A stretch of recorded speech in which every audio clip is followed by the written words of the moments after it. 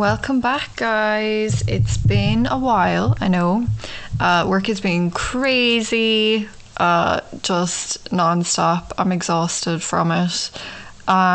Plus, my last episode was really emotionally draining, so I needed to step away for a little while, get back in a good headspace again.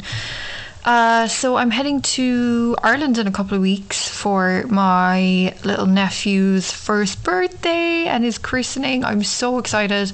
It's only going to be for a little bit less than a week, so it's a very short visit, but I'm excited to catch up with everyone. As I said, work has been crazy, so I've been so boring. So I'm definitely going to make up for it while I'm there. TV-wise, I've been watching Love Island UK, which has finally gotten good for the last week or so. It was so boring the first few weeks, but so worth it for the recent drama. I'm so annoyed, along with everybody else, with Liam's behaviour in Casa Amor. Oh my god, Millie is such a catch. She is just fabulous in every sense of the word. Does not deserve that behaviour. While Liam is at fault 100%, I have to say I do not trust that Lily girl at all. I think that despite what she says, she was in no way looking out for another girl. I think she wanted a little bit of revenge on Liam because she is merely pissed that she did not get into the maid villa, and she thought she had a hot ticket straight there. I think she did nothing more than torture Millie further by meeting her with that little get-together that they had, and a tiny part of me thinks that she quite enjoyed it because now she has more airtime, she's more attention. I just did not like her behaviour at all. I've been catching up with Handmaid's Tale. I haven't watched it since season 1. It's brilliant, but it is just draining to watch it. I feel like it's one of the only shows out there that I actually prefer to watch it week to week instead of binging it. It's just like too much sometimes, and you need a little kind of okay, let me just throw something like funny on or something like that, The last 2 nights I binge watched the first 7-8 episodes of America's Got Talent. I love that show. I just find it so different to other shows. It's all usually singing shows, dancing shows, but I love the variety of it, and I love the judges. I think Sofia Vergara was a great addition last year. The only thing I dislike about it is that I think there shouldn't be any singing acts allowed in it. There's more than enough singing talent shows. I just feel like too many singers on it also get the golden buzzer. I just find it a little bit unfair. So anyway, back to this week's episode. So today I'm going to talk about the recovery process. It takes a long time. It's got good days, got bad days. You never quite recover fully. You are a victim trying to figure out how to become a survivor. But it does gradually get a whole lot easier, and I can finally say after almost 6 years that I feel truly happy again. It's a relief, but also terrifying to realise that what you're going through is abuse. I thought I was the master of disguise, but I discovered that I couldn't mask it from everyone. So many people told me afterwards that they knew something was wrong. They said my voice was different whenever I spoke about him. I never seemed happy. It turns out I'd only been hiding the abuse from myself. I remember getting off the train that day after going to the family courthouse for the first time to file my protection order, and my best friend in Ireland called me, and she kept saying over and over to me, "It's over, Amanda, it's finally over," and sounding really excited. And I remember feeling really angry and frustrated and just wanting to tell her to just shut up. It's not over. It wasn't over, not for me. And this made me really confused because I was like, shouldn't I be happy? Why is she happy and I'm not happy? But I just didn't feel it. I felt completely numb. it was mostly the people who I barely knew who helped me the most through my recovery in the very early days. The random co-workers who I hung out with and had a laugh with every day at work. The guy in my bodega who mentioned he hadn't seen me with my boyfriend for a while. And when I said we broke up, he said I was better off without him and I was too good for him anyway. My bosses at work who checked in on me when I had to tell them that he might show up to my job. You try to take in all of the love and support, but underneath you are so deeply scarred that you just feel broken and ashamed and kind of like an idiot. Exactly a week after I left him was my 30th birthday. I had planned to have dinner with some of my co-workers and drinks afterwards. I had met a lovely Australian girl some months beforehand through an old school friend who was visiting New York for a week. She had just moved to the city and we just clicked right away. You know when you just meet someone and you just like, they're just your kind of person. So I messaged her to see if she wanted to come, thinking that she wouldn't because we barely knew each other. But she said yes, and I still kind of didn't really think that she would. Not only did she show up, she arrived at the restaurant before anybody else. She brought a friend with her who was great, and we ended up staying out all night together. Even when my co-workers left, and she wouldn't let me pay for any drinks all night. My actual birthday was the next day, and at midnight we were in this tiny bar. I still don't know where in the city we were. I was sitting on a bar stool and she made the whole bar sing happy birthday to me. And normally I despise being sung happy birthday to, but I can honestly say that after the horrific week that I'd had, it was just really special. She took a picture of me while it was happening, and it remains to this day my favourite picture of myself. I looked so happy in it, and every time I look at it now, I can still feel the happiness that I felt in that moment. The next day, on my actual birthday, my best friend picked me up as we had dinner plans. She handed me a bunch of flowers, the first and only flowers that I've ever received from anyone, and she told me to open my birthday card right away. So not only had she made dinner plans in the city, but she had also bought us tickets to a Broadway show. It was so sweet, and we had the best night. And I just remember that weekend being over and just thinking, you know what, maybe I'll be okay. But it wasn't always okay. I had so many different side effects from what I'd been through, some of which I still suffer from today. So here are just a few. PTSD, anxiety, stress. Large amounts of stress chemicals have shown to damage brain tissue. The victims become more confused and deranged until a total breakdown can occur. Headaches, illness, fear, paranoia, the urge to cry out of nowhere. My OCD symptoms became worse. Depression, blaming myself for putting up with the abuse, and shame for allowing it to happen. This wasn't helped by people in my life who would say things like, I would never let a man speak to me like that, etc., etc. I had nightmares that I was back in the apartment with him. Every time I felt any bit of happiness and realised that I was happy, I would immediately think, this is too good to be true, and any minute I'm going to wake up and be back with him. My mood was constantly up and down. My best friend from Ireland came to visit only 2 months after I left him, and on her last night, as we were having dinner and talking about a group of people that we used to know years before, I said something like, oh, I don't want to talk about them anymore, they aren't part of our lives anymore. And she completely snapped at me. She said I had ruined her vacation because my mood was constantly up and down, and I kept snapping at her for no reason. Her boyfriend was with us and he left the table so we could talk. I just remember being shocked and really hurt. I just put my head down and I didn't speak, and I was silently crying. I just couldn't really believe that she had said that to me. She said, oh, maybe I shouldn't have said anything. So clearly it was something that had been bothering her all week. I tried to explain that I was just having a hard time, but it was like I couldn't even get the words out. I even apologized to her, but she still didn't understand why I was still upset when I was free now.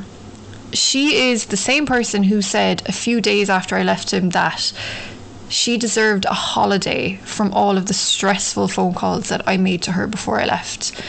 I have more to say about her, but I will explain further later in the episode. I had confusion, hopelessness, difficulty concentrating. I was constantly tense, lonely. My whole mood was negative instead of positive. Even at work, I became close to a coworker who was kind of known to be rude to customers, constantly gossiping, full of drama. I had so much anger and frustration in me that speaking negatively with her every day seemed to help me get it all out. It was very, very unlike me. I had sleep paralysis. The first time it happened was a few nights after I left. I just woke up frozen in place and feeling like someone was sitting on my chest and that something bad was about to happen. Another night I remember clearly being awake but also feeling like I was dreaming. My bed faced the door, which faced the front door. I felt a strong breeze, like the front door and my bedroom door was open, and it was like I just knew my abuser was in the house and he was there to take me back home. I remember being completely frozen in fear. I don't know how long it lasted, but it felt like a really long time. So there's a lot of different feelings that you have after you leave, and they continue for a really long time, and some of them still continue now. I had no money at the time. He had taken everything from me. One day, in desperation to make rent that month, I packed up a large tote bag full of belongings, a lot of them items that I did not want to give away. I had an iPad there and just other random things. I headed to the city, to this store that bought used items. I remember it was St. Patrick's Day and everyone in my neighbourhood was dressed up and headed to the parade, and I just remember walking to the train and feeling so broken, so sad, so ashamed, so desperate. I got enough money to make my rent, but it was a very small amount considering what I had actually given away. It's one of those things that still makes me really sad to think of to this day, but you know, I did what I had to do to get by. I had to change my phone network, and it was so hard to do so because my credit score was so bad after him racking up so much credit in my name and not paying it back. I went to every single phone company until I finally found one who didn't refuse me. I'm 35 now and I'm still nowhere near where I'd like to be financially, but I am proud to have gotten this far by myself, and you know, even though it can be scary, it is still far better than the situation that I was in. I had to apply to get my visa renewal without his name attached to it, as he had sponsored my original visa. So a wonderful organisation called Her Justice helped me out. They took care of everything. All I had to do was show up every couple of weeks, tell them my whole story from the day we met until the last contact that I had with him. I thought it would be hard to do this, but honestly it felt like a therapy session every time. The two lawyers that I had were so understanding and sympathetic. They made it so easy. I found actually that it was a lot harder to talk about the early happy days than it was the actual abuse itself. I felt disgust and embarrassment at like having ever felt that way about him. So to get his name removed, I basically had to prove why I couldn't still be with him, which meant proving as best that I could that he was abusive. I told my story. I went back over all the videos I'd taken, all the texts, every photo of us together, every card and invitation that we both received, things like that. It was a lot of work. I will say, as a recommendation, if you ever find yourself in this situation, save everything. Every bit of proof that you had that you were together, proof that you have of abuse, anything, save it somewhere. Get a hard drive and hide it somewhere. Whatever you have to do, take pictures, screenshots of everything. even though I had broken all contact with him, I had still kept even. I can't speak. I had kept our line of communication open through Facebook Messenger, just because I didn't really use Facebook a lot, so I knew there wasn't really any information he could get from my account. I pretty much had blocked everything private anyway and just kept the Messenger part open, just because, I never messaged him back, but I wanted to have some kind of, because I knew he was going to keep texting me, and I wanted to have proof that this was still going on, that he was still harassing me. And also I was then able to go back, because our original form of communication when we were first getting together was through Facebook, so a lot of that was me going back over the old messages between us, so that went a long way to prove how we had gotten together. And then obviously the actual abusive messages were there too, so I was able to take screenshots and send that in as part of my application. So I would just say, keep proof of everything that you can, everything. So my lawyer sent my first round of the application off, and she told me that they were then going to put together some backup information, as it was possible that immigration may ask for further proof, and she wanted to be prepared for that. So part of that was asking friends or family who knew about the abuse to write affidavits to back up my story. So I didn't really I hadn't told really anyone about the abuse as it was happening. It was more so after. So I asked my two friends in Ireland who I had started to tell about the abuse a few months before I left. The first one was my best friend, who I spoke about earlier, and the second was another close friend who also had happened to be in an abusive relationship herself. So both of them said they would do it no problem. They were in touch via email with my lawyer, and she had them write up the affidavits, but she said we wouldn't need to have them notarized unless they actually came back and asked for more information, which we knew would take a while. So a whole year went by, and my lawyer contacted me to say that immigration had been in touch. They'd gone through my application and said that they wanted more proof of the abuse. So I contacted the two girls.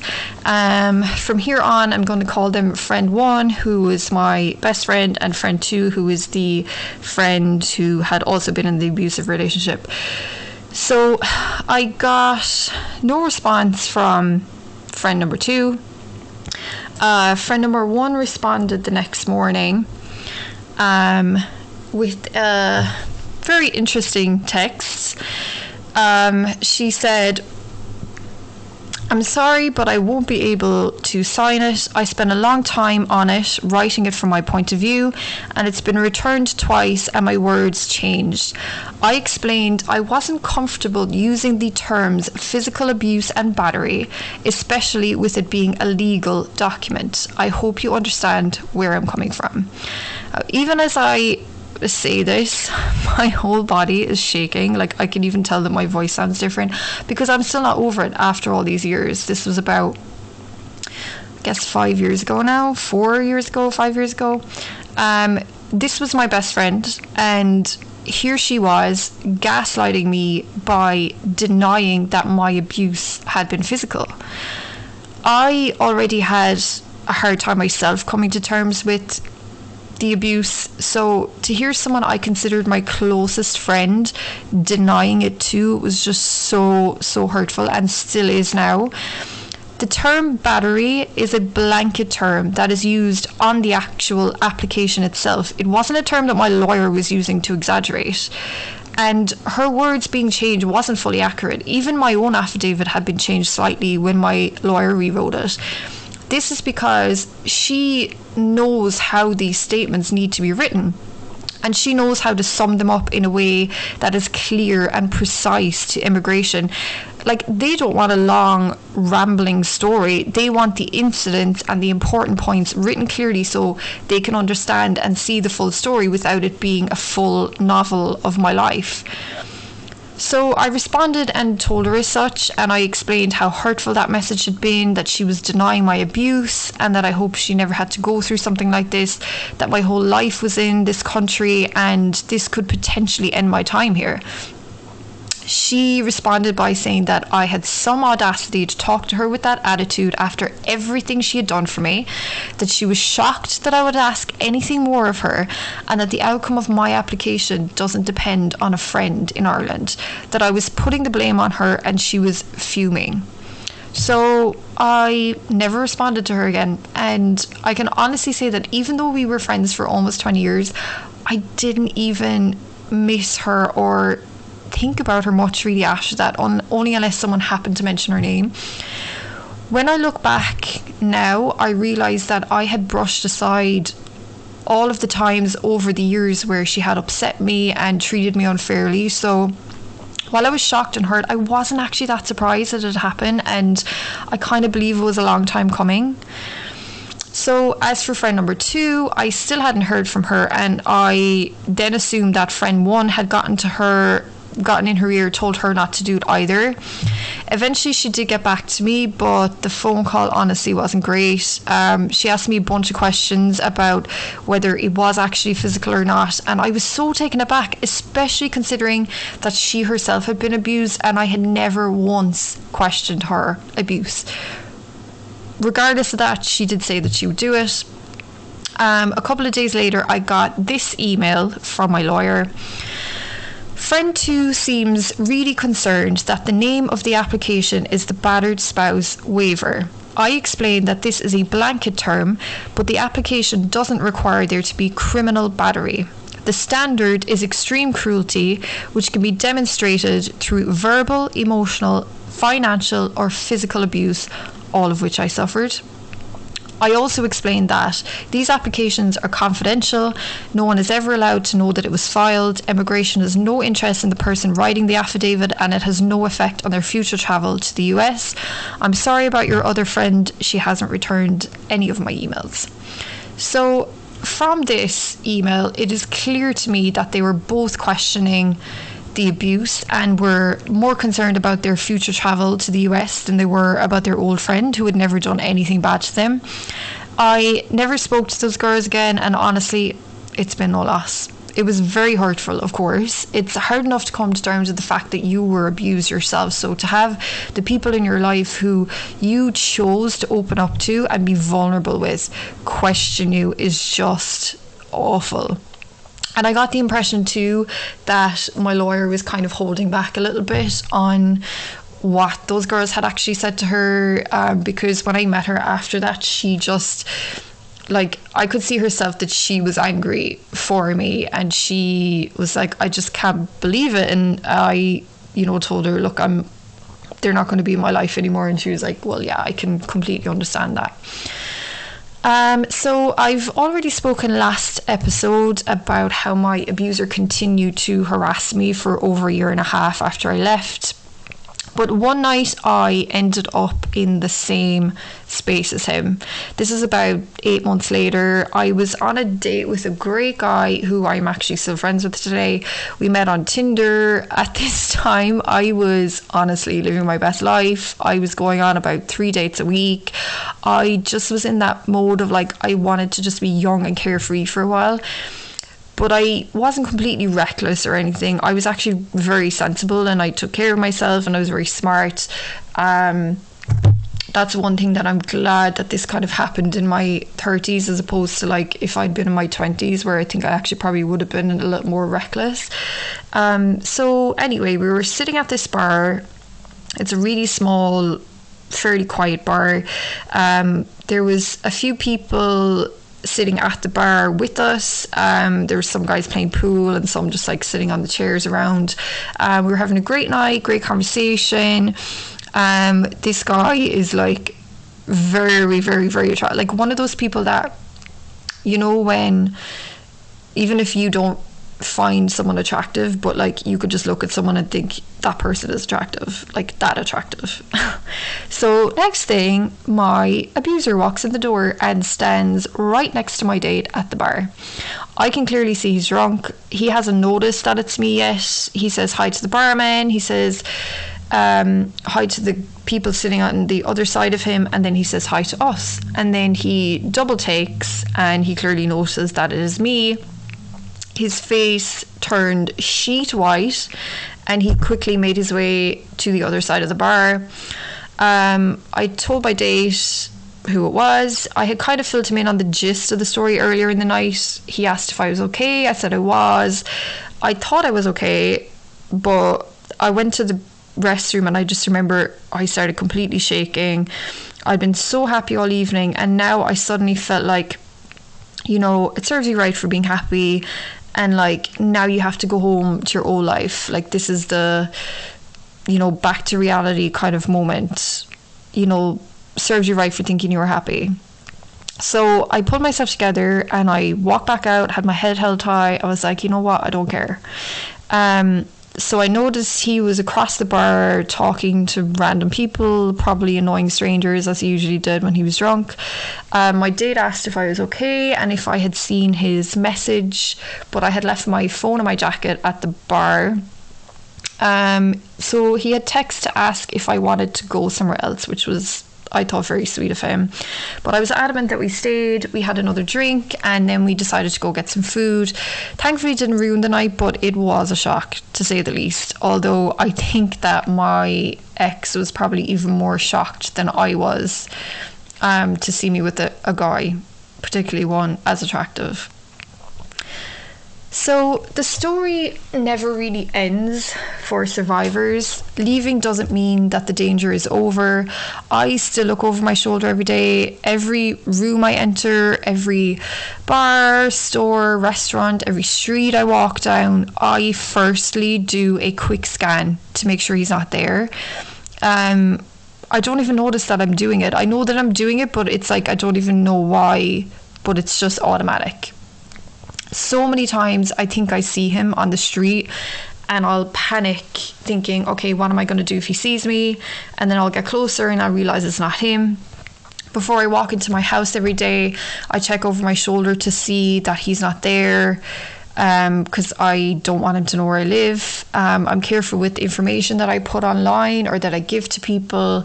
When I used to rent the second bedroom in my apartment, I would pray that whoever viewed the room wouldn't recognize me, or, you know, if someone was coming to view the room, that they wouldn't bring him with them or connect him to me in some way.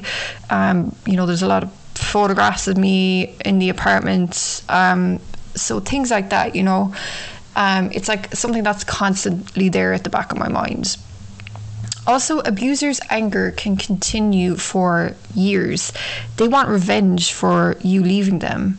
Even this podcast can put me at risk. The danger of putting myself out there and exposing him, because I know so many of you listening know exactly the person that I've been talking about for these last few episodes. But for me, it is worth it. So here's some reasons why I wanted to share my story.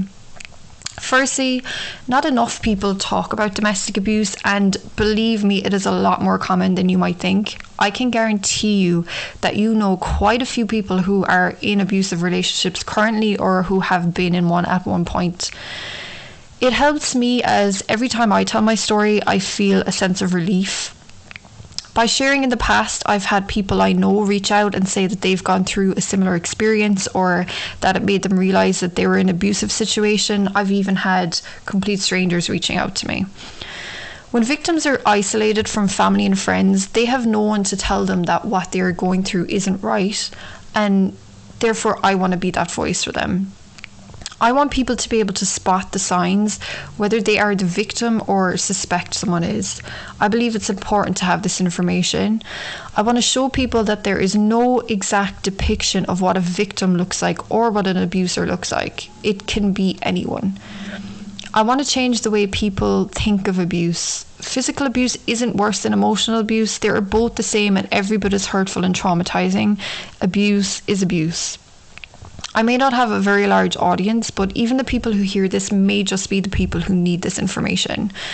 Finally, I want people to know that it is not the victim's fault. I am so over victim blaming, aren't you? I am lucky that I never have to have contact with my abuser again. A lot of women still share custody of their kids with their abusers. We continue to put men in positions of power. We continuously see perpetrators get away with abuse and even brag about it. Accountability is so important. Men are told to be manly, to not show emotion, to solve conflict with physical violence. I believe a lot of cases aren't dealt with correctly because of a lack of communication and share of information between departments such as the cops and the courts. I don't believe abusers are sick. I believe they make a choice. They are calculating. I would continually see my abuser treat strangers, friends, family with the utmost respect, but then treat me like a piece of garbage. He was choosing to treat me differently. Even though it's been years now, I will never, ever allow myself to be in a room with him. Why are women still treated differently to men? A lot of animal cruelty laws predate cruelty towards women laws. I want to read some facts about different laws pertaining to domestic violence. I got these again from No Visible Bruises. I will link in the bio as usual. We see these messages when our politicians wrangle over reauthorising the Violence Against Women Act and then fund it so sparingly it's practically a hiccup in the federal budget. The Violence Against Women Act has an entire budget of just under $489 million at present. Jeff Bezos could fund the current budget for 300 years and still have millions upon which to carve out a meagre subsistence. But we give victims the message to stay in other ways too. When our court system puts them on the defensive, ask them to face a person who may have tried to kill them. A person they know only too well may kill them for real next time. We see it in court rulings that give violent perpetrators a mere slap on the wrist, a fine maybe, a few days in jail after a brutal assault. We get the message when law enforcement treats domestic violence as a nuisance, a domestic dispute rather than the criminal act that it is. I have to believe if the tables were turned, if women were beating and killing men in such vast numbers, 50 women a month in the United States are killed by their intimate partners using guns alone. The problem would be the front page of every newspaper in this country. Vast pools of funding would surface for researchers to figure out what's wrong with women today. And after all of this, we have the audacity to ask why victims stay. There are still more than a dozen countries where violence against one's spouse or family member is perfectly legal, which is to say that no specific laws against domestic violence have ever been written. These include Egypt, Haiti, Latvia, Uzbekistan and the Congo, among others. And then there's Russia, which in 2017 decriminalised any domestic violence that doesn't result in bodily injury. There's also, of course, the United States, whose first appointed Attorney General under the Trump administration believed domestic abuse was not grounds for asylum and that such an alien merely suffered the fate of misfortune. In other words, these days, if you have the good luck to be terrorised outside your home by your own government's forces, you can claim asylum. But if that terror exists behind closed doors, well, that kind of bad luck means you're on your own. It wasn't until 1984 that Congress finally passed a law that would help women and children victims of abuse. It was called the Family Violence Prevention and Services Act, and it helped fund shelters and other resources for victims. Stalking wasn't identified as a crime until the early 1990s, and still today is often not seen for the threat it truly is. Despite 3/4 of women killed in America having been stalked beforehand by the same partners or ex-partners, nearly 90% of domestic violence homicide victims were both stalked and beaten in the year prior to their deaths. A national hotline for victims of domestic violence was not established in this country until 1996. The women's movement in the 1970s and 80s had brought battered women to the attention of a nation just beginning to accept the idea of equality. So basically, once again, us women had to do it ourselves. The focus in those years was on shelters, building them, funding them, getting abused women away from perpetrators. But in the 1990s, that began to change. Across the country, advocates, attorneys, police officers, judges all told me that two primary events caused this. The first was the O.J. Simpson trial. For many, Nicole Brown Simpson became the face of a new kind of victim. She was beautiful, wealthy, famous. If it could happen to her, it could happen to anyone. OJ's history of violence with her had been known to law enforcement. He'd been arrested, then bailed out, then sentenced to telephone counselling by a California judge, after which the case was dropped. Nicole's 911 tapes allowed listeners into a rare scene, a woman under siege by a man who claimed to love her. The threats, the coercion, the terror, it was all right there. Her murder hurled into the forefront a conversation that advocates have been having for years, that it could happen anywhere to anyone. Victims suddenly began to access resources in unprecedented numbers. Calls to domestic violence hotlines, shelters and police skyrocketed in the wake of the trial. Simpson's case also became a rallying cry for victims of colour who asked rightfully why it took a rich, white, beautiful woman to get the story of domestic violence homicide out in the public's view.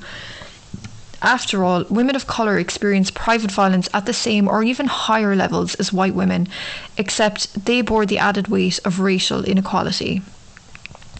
The second major event that changed how we treat domestic violence was the Violence Against Women's Act. It put intimate partner violence before lawmakers who had until then seen it as a private family matter, a problem for women rather than the criminal justice system. It had first been introduced to Congress by then Senator Joseph Biden in 1990, but it wasn't until the fall of 1994 that the bill passed, just weeks after the OJ trial wrapped up. Finally, for the first time ever, cities and towns all across the country could get federal funding to address domestic violence in their communities. These funds allowed for targeted trainings of first responders, the creation of advocacy positions, shelters, transitional housing, batterer intervention classes, and legal training. The funds meant victims no longer had to pay for their own rape kits, and if an abused partner was evicted because of events related to her abuse, she could now receive compensation and assistance. Victims with disabilities could find support, as could those in need of legal aid. At the time, then Senator Biden told the Associated Press, "Domestic violence is a hate crime. My objective is to give the woman every opportunity under the law to seek redress, not only criminally but civilly. I want to raise the consciousness of this country that women's civil rights, their right to be left alone, is in jeopardy." The Violence Against Women Act requires reauthorization every 5 years. The 2013 reauthorization was held up because Republicans didn't want the bill to include same-sex partners, Native Americans living on reservations, or undocumented immigrants who were battered and trying to apply for temporary visas. After heated debates in both the House and the Senate, the reauthorization finally passed. Just this last week, President Biden signed the VOCA Fix Act into law. This bill adds a new source of revenue for the Crime Victims Fund and makes changes to formula grants supported by the funds. Recovery is a process. There is no time frame. One day you are just taking a walk, sitting in the park, making dinner, reading, hanging out with friends, and you just stop and realise that you're okay. You made it out. So that is my story. I hope you got something from it. I hope it made you think. I hope it helped you. The podcast will continue though. My story is definitely not over, and unfortunately there are also many other stories to be told, and I am going to tell you these stories. So in the next few episodes I want to talk about stories of other women. If you yourself would like your story to be told, please reach out to me on Instagram at IPVonme or at Mangogs on Instagram, Twitter. You could tell it through me, or if you're feeling brave, then I would love to have you on here. Maybe you're a friend or family of someone who's experienced abuse. I want to hear your stories, but only if you're comfortable telling me. So that is all for this week. Thank you so much for all of your kind messages. Thank you so much for your patience while I got around to recording this. So till next time, take care of yourselves.